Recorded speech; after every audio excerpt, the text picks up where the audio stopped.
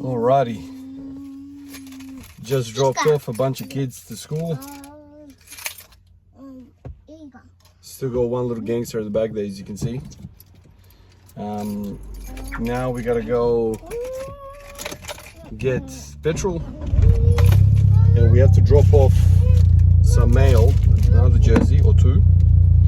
A fellow from the United States, California, Venkat. I don't know if you're listening to this, man, but apologize for the mistake, man. So Venkat he made an order a while back, and somehow I mistakenly only sent him one jersey when he ordered two.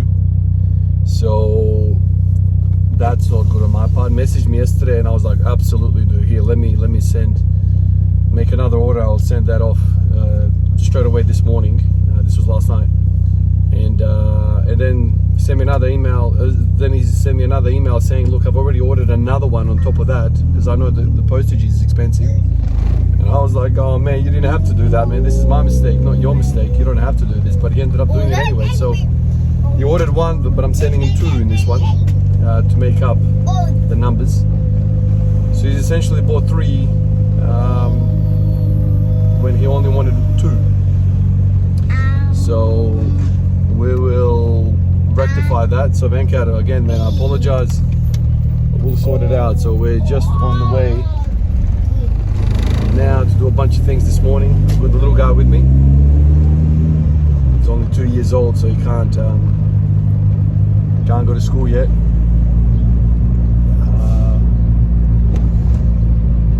And I can't get fuel anyway with this car because it's running on E85, so there's only a few stations that I like to do this. And for some reason I always end up doing it after nights. I don't know why I do this to myself all the time. Every single time I get petrol, it's all after nights. I'm like a zombie walking around.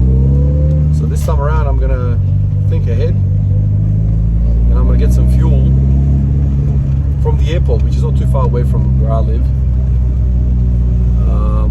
Get some fuel there, and then go to the post office, send this to Venkat, and then we go home, make brekkie, make sure the little guy keeps growing, make sure he gets his gains, and we're set. So yeah, because I do shift work, I rarely go into peak hour traffic like this, which is one of the best things about working shift work, because you're kind of always out of hours. But during school pickup and school drop off, you're in the thick of it. My God, is it different. The way we've got it set up, I do the school pickup and drop off once a week. The wifey does the rest. She's working this morning, so it's Daddy's turn to do the kiddies, get them all sorted. But it's good, man, it's good. Actually, she's been thinking about, she wants to do more hours at her work. She's also a nurse. And so we've been thinking about how to go about it. Do I, drop some hours of my work, and she does more hours of her work, to make it all work. Because as it stands, man, she doesn't really get taxed at all. She doesn't earn a lot. Whereas I'm getting taxed like a maniac over here. So as a family, it's probably more beneficial for me to do less hours, for her to do a bit more hours, because then it's basically the same amount of money take home, if not more. She earns a little bit less than me. So I gotta sit down and work this out, and because it's not just about working hard, man. It's also about, working smart. She, for the last 10 years, she's been working, 2 hours at the 2 days a week at the most. With the pregnancies and maternity leave and all that stuff. 3 kids, it's a lot. So she's got this, want to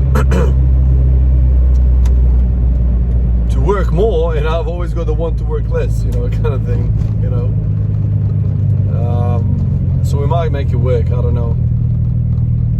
But it always feels, I don't know, feels wrong for me to work less. I don't know why.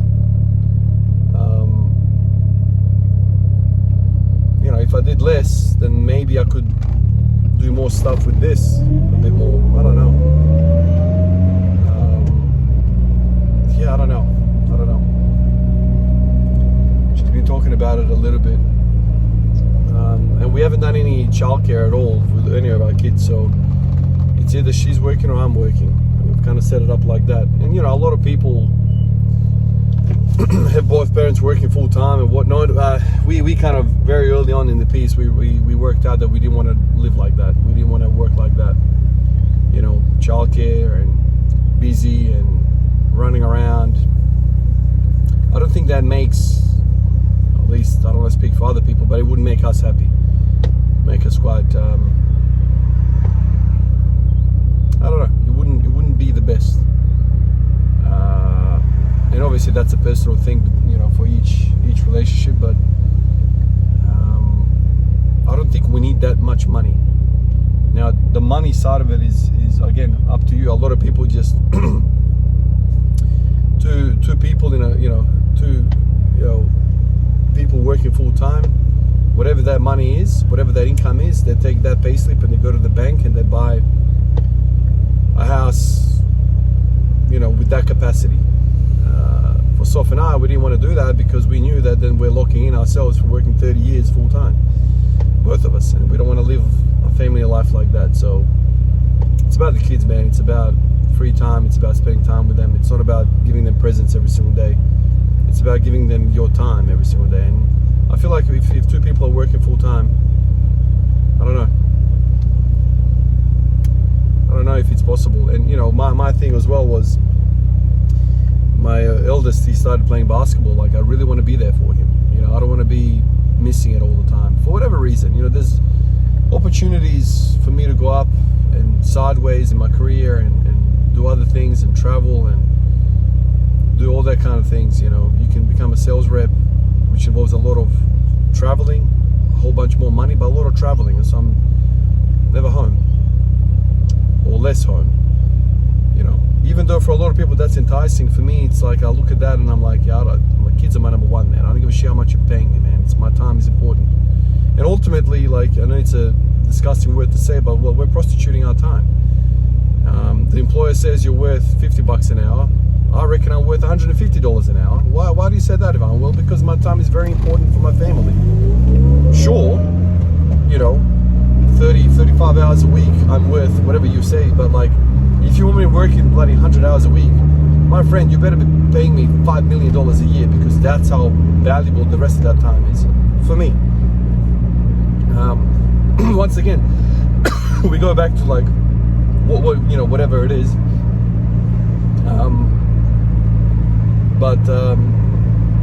It's a personal decision.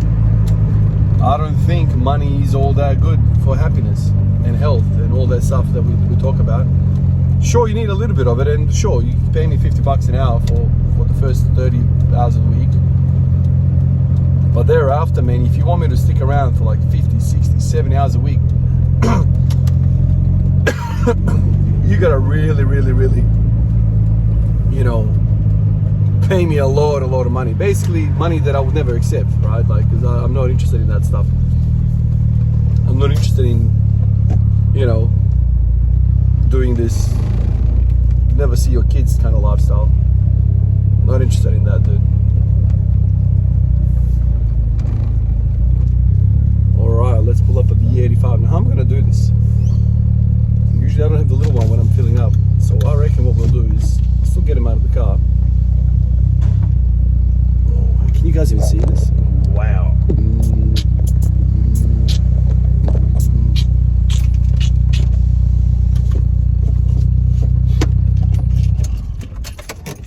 Alright, let's give it some fuel.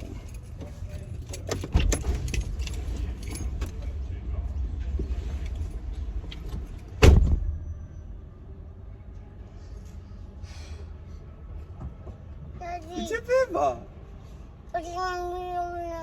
A? Petrol sini. Tata mette petrol.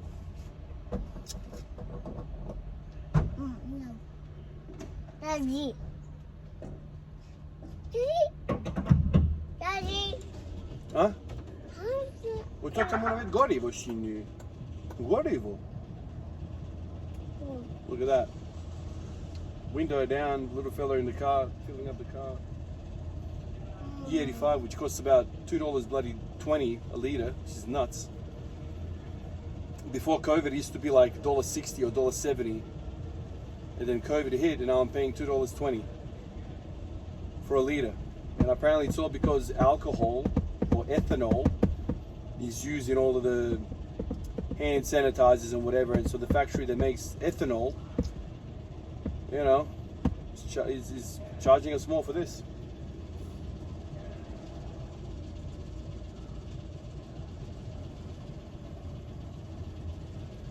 Uncle. Oh, Bebo.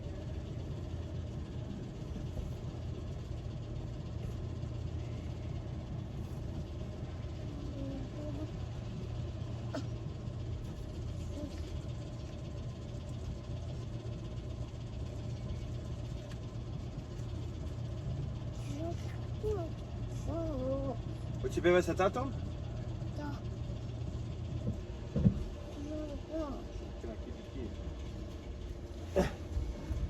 Dođi, tato, dođi.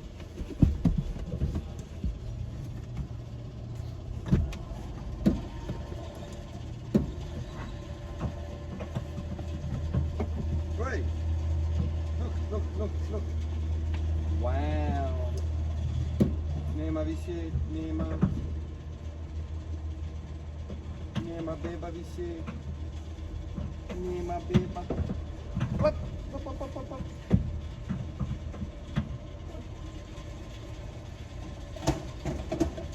Nema više. Ček. Ajde, zatvori. Bravo, bebo. Samo se zatvori vrata. Bravo, bebo. Dođi.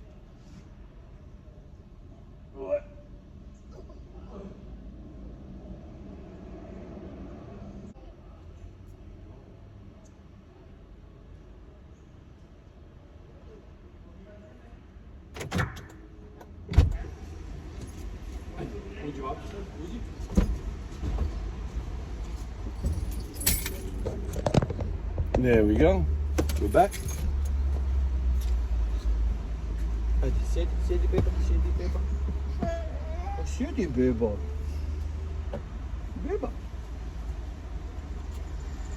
Bravo, beba. Garu.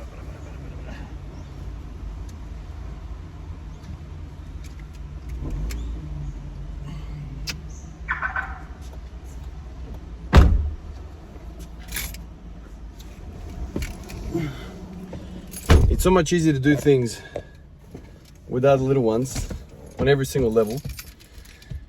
You know, something like putting petrol in is harder because you got to get him out of the car, get him in the car. But having said all of that, it's so worth it, man. Little ones are freaking... You remember how yesterday I said that one of the biggest predictors of happiness is your relationships? Like loneliness is a big factor in people's health. If you're lonely, it's not good. Well, if you have kids, you're definitely never going to be freaking lonely, man. They love you more than anything in the world. And knowing that is kind of cool, man. You look after somebody, they love you back. It's just beautiful, man.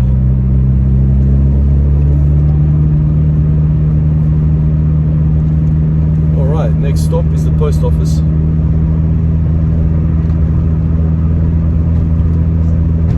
The thing with E85 fuel, man, is that the range is terrible, man. Absolutely terrible. Like it's like a 45, 50 litre tank, whatever it is. And I get 250 kilometers if I'm lucky. Depends on the highway case. Well, you know, I drive short distances to work and school and back. So I get usually 230. Terrible fuel economy. So you drop 30 kilometers, 30% on fuel economy when you go from unleaded to E85, E85, but you're supposed to get about 30% more power. That's kind of why people go E85. Another fact about E85 is it's supposed to be a renewable thing, right? Like, you know, it's made out of corn juice. And there's a lot of philosophy behind that, whether this is good or bad or whatever. I don't know. To be honest, I went for it mostly because of the power. And it's better for the engine. It's a much cleaner fuel. It's much more predictable. So you can like really advance the timing of the engine, you know, to make it much more precise. And therefore get more power out of it. It's just a better tune.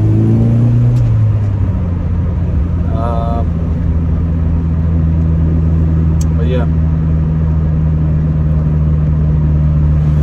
that was like a good 5 years ago that I last tinkered with the car. I don't really have a love for it anymore. Like, I do enjoy the car. I really do enjoy the car. But you know, for me to get the next $8,000 into the car, every time I see the mechanic, he's like, "Come on, man! Like, you're ready for the turbo and the cams and the exhaust manifold. When are we doing this?" And I'm like, "Dude, it's already fast enough. I don't know. Like, $8,000 is a lot of money for me. I can't really afford just to dump $8,000 just for me in my freaking car. If I was a single guy, sure, yeah, it makes sense. But $8,000 is a holiday for the family, man. Like, you know." All right, post office time.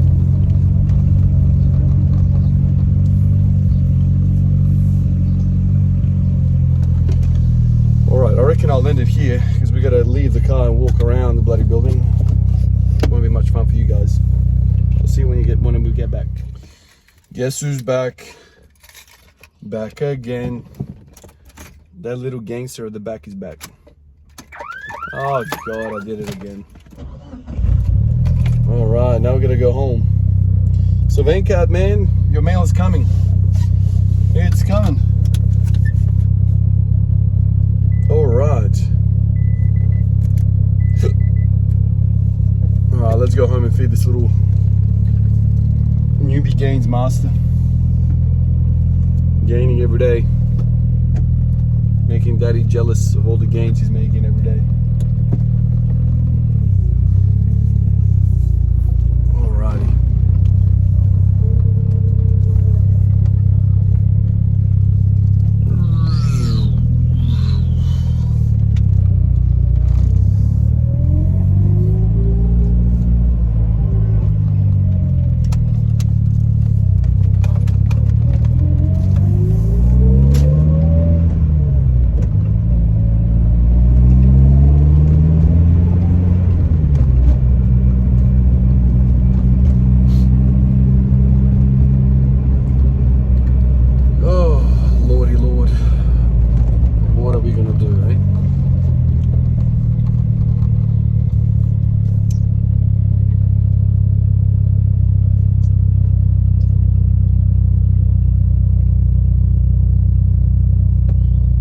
One thing I know for sure is that I would not be happy if I had to work on the road.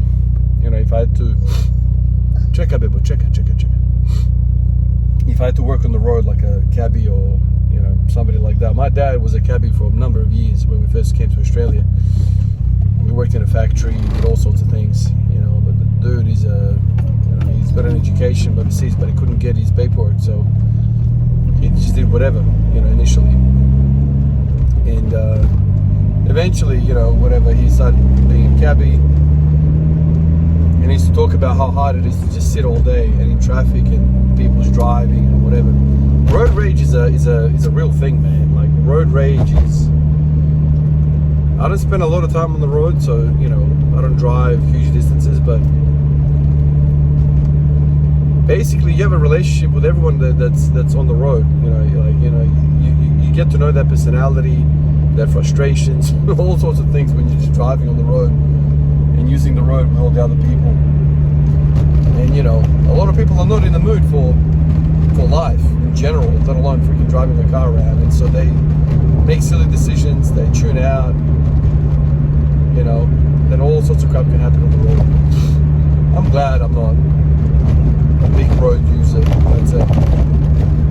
Especially with a car like this. This is not a car you want to drive, you know, 20 hours a week. You don't want to be doing that.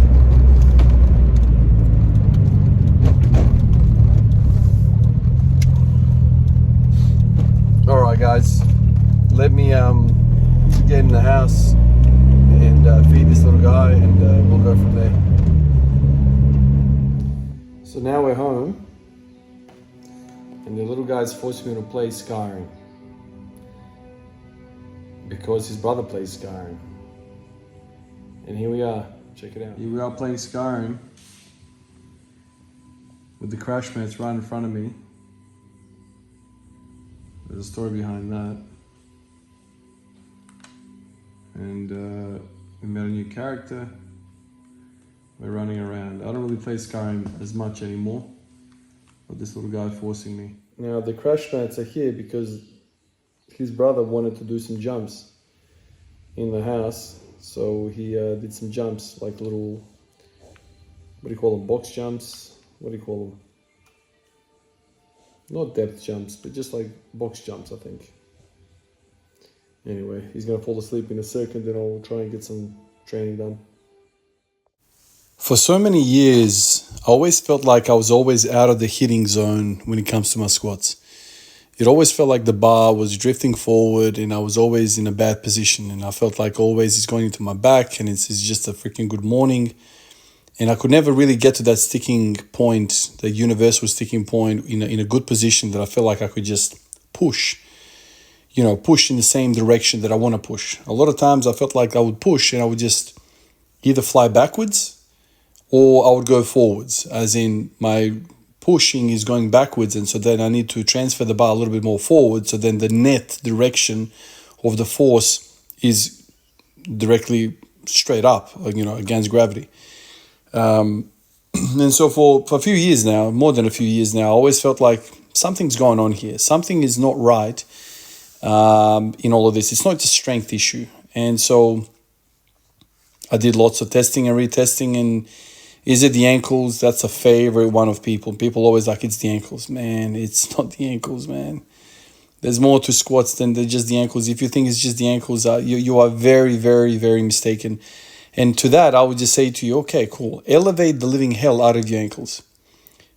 Put your feet up onto the fattest plate that you have. So I even tried using a 25 kilo bumper plate.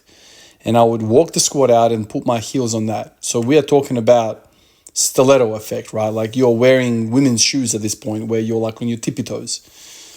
And so I would get into that position and still I will go down perfectly upright. And then as soon as I get into the pushing portion of the squat, boom, butt shoots back and I'll go into a good morning. And I'm like, well, what's going on there?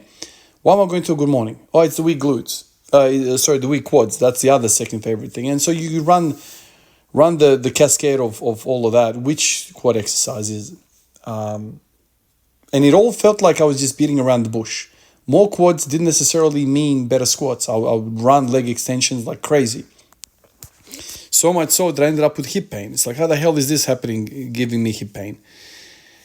It all kind of eventuated after many, many, many months and years of testing and retesting. It all kind of eventuated that something was amiss in the hips. And what exactly? The hips is just this broad term that could encompass anything. Hip flexors was a favorite one of mine that I kind of felt some effects, but couldn't really hit the nail on the head. And then eventually, I think it was last year, around this time last year, I went on this crazy tear of freaking deadlifting strength. And what that was brought on was I kind of really threw myself into the Louis Simmons idea of 4 weeks of accessories. Boom, doesn't really matter if it's going good or bad, change it. So I went from belt squats to leg press to hack squats and then to leg press or whatever it was, all of that stuff. And I've found really, really good transfer and strength when I started doing the leg press especially. The leg press was interesting. It really kind of struck me and I was like, damn, I'm feeling way stronger simply by doing leg press, something that I never thought would have a carryover. And then the connection started happening. Well, the leg press really is exactly like at the bottom of the deadlift. You're kind of pushing that initial push. But I never felt my quads during the leg press. It wasn't the quads DOMs that I was feeling. It wasn't the quads. I started ignoring it. And then more and more I started getting success with the deadlift 270, 275, 280, 285. What is going on here? What is going on here? The most difficult muscle that was getting smashed with the leg press was the adductors. They were getting smashed. Around this period as well, I was also doing wide stance squats, low bar. So those two things together produced this incredible strength in the deadlift. Obviously, I was doing other things for upper back, rowing and all that kind of stuff. But that was in terms of the hips that was going on.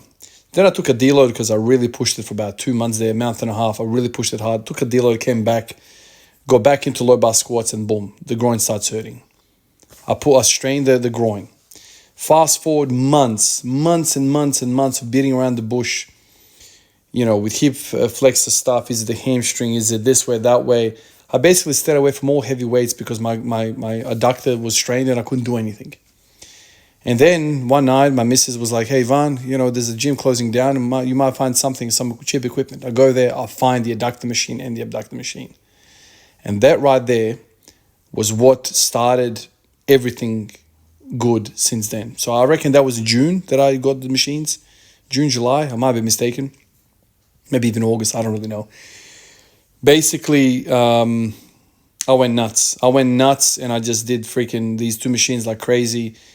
Started going back to squatting proper heavyweight squats, and the squat started flying. I end up at 237 kilos squat. So I'll go up 22 kilos up on the squat.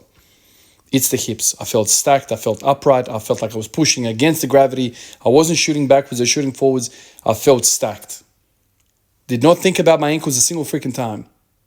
I didn't think about my quads a single freaking time. All these favorite things that people were saying, maybe for other people, rightly so, in other circumstances, but not for me. It was the hips. Hips. Adductors, abductors, TFL, glute medius, all that stuff. They got addressed. I started having better internal hip rotation. I started getting stronger external rotation. All in all, boom, the hips started going, bang. That's basically the story. It's the hips. The hips don't lie. Everything's in the hips. This is my story. Might not relate to you, but this is what did it for me. I started pushing and staying upright in the squat, not because of the freaking ankles. The ankle is a symptom. It fools your eye, but that is not where the story is. The story is upstream. Look into the hips. There are answers to be had there. Appreciate you guys. I'll catch you in the next one. Peace out.